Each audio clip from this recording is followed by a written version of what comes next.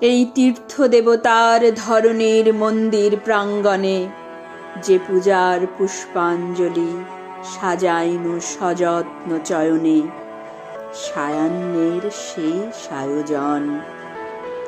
যে পূর্ণ প্রণাম খানি মোর সারা জীবনের অন্তরের অনির্বাণ বাণী জ্বালায় রাখিয়া গেনু আরতির সন্ধ্যা দীপ মুখে।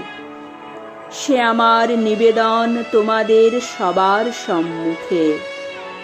হে মোর অতিথি যত, তোমরা এসেছ এ জীবনে, কেহ প্রাতে কেহ রাতে, বসন্তে শ্রাবণ বরিশনে।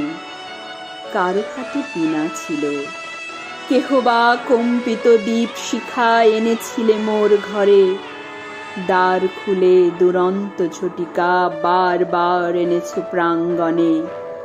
যখন গিয়েছ চলে, দেবতার পদচিহ্ন রেখে গেছ মোর গৃহতলে।